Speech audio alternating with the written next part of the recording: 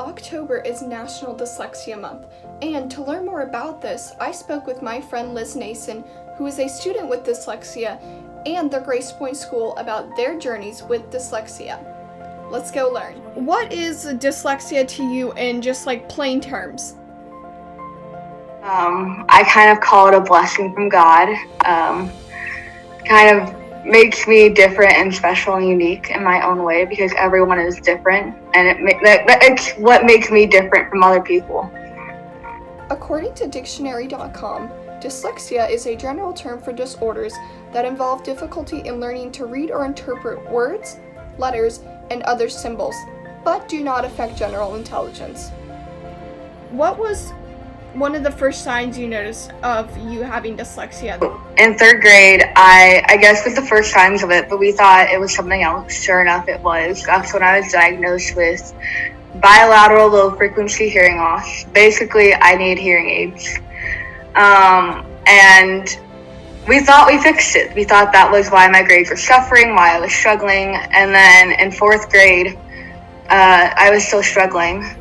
And I guess one of the signs my parents told me was that I knew the material. I knew everything we were learning in class. I just knew it. It was hard to perform it on like a test. And Grace Point helped me so much in me overcoming dyslexia. It was, that my story of overcoming my dyslexia starts there, really. So these two moms who found out their sons were dyslexic, and so they started looking around for, the best place for them to go to school.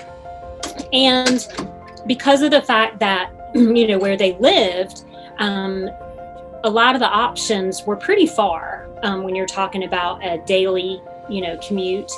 And then the other aspect they were looking for was a Christian school. And so they couldn't really find what they were looking for.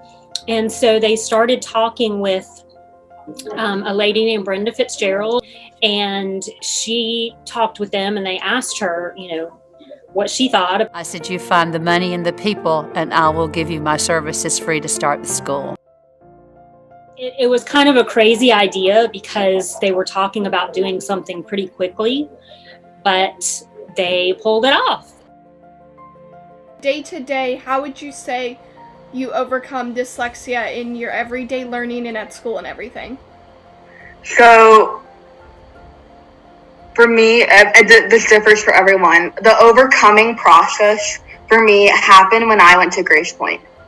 At this point, I've kind of overcame it. It's just applying what I learned at Grace Point to real life. A lot of times we refer to the remediation piece as giving them the right tools they need in their toolbox. Mm-hmm. They may need different tools than other students do.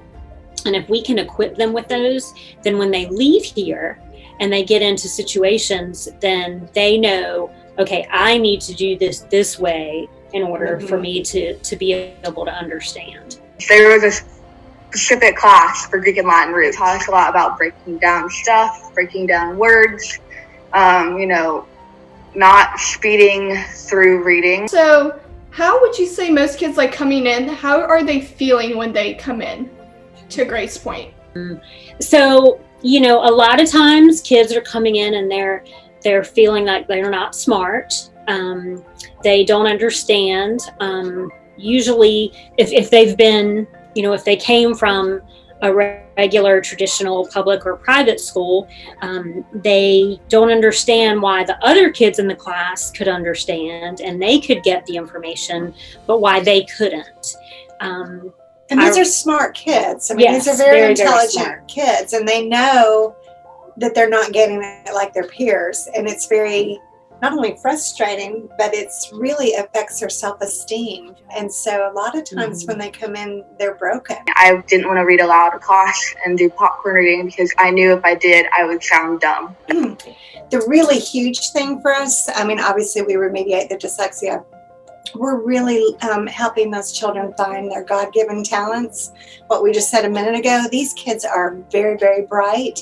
They've been broken down a little bit by their previous school system, and so we want them to know they are fearfully and wonderfully made, and this is not a mistake. God makes no mistakes, and so we're really helping them to find those talents as well. So, if you could say anything to, let's say, anybody who doesn't have dyslexia, what would you say to them?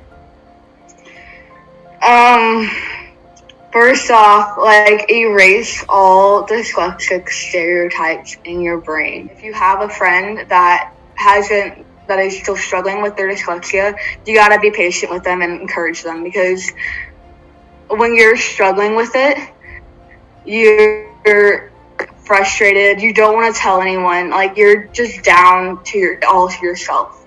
And I mean, I'll say it, I was afraid to tell anybody, like, that I was dyslexic because the stereotypes that come along with it. And once I did, it all came at once. And I was very much like, you have to be so encouraging and supportive with these people, because they've probably gone through the worst parts of being bullied and all of that. I mean, I struggle with bullying. You will get called dumb and retarded, and they're not dumb. They're not retarded. Yes, they process things slower. They're not. It's just we learn differently than the average person.